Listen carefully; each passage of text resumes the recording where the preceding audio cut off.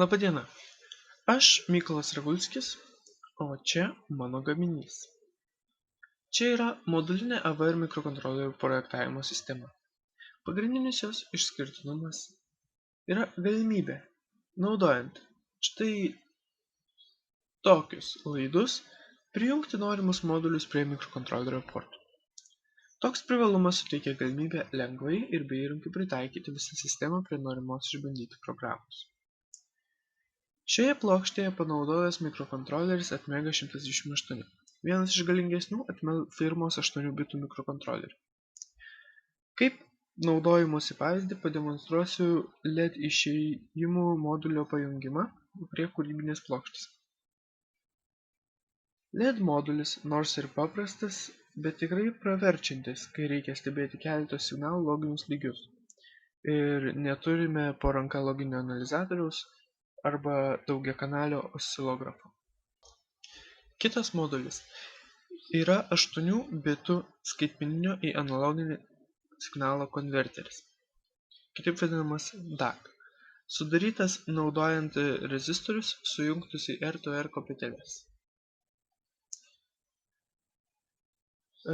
Toliau yra kontaktinių kaladėlių modulis, suteikiantis tiesioginį priėjimą prie mikrokontrolerių kojelių ir naudojant šį modulį galima prie mikrokontrolerio prijungti bet ką. Taipogi ant jo yra išvestas 5 V maitinimas.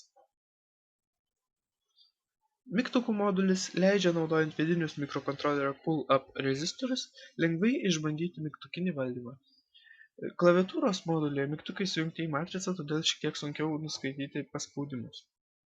Galiausiai analoginio signalo modulis leidžia keisti įtampą paduodamą į mikrokontrolerio analog to digital converter, kitaip ADC, nuo 0 iki 5 V ir taip išgauti iki 1024 skirtingų reikšmių ant vieno įėjimo.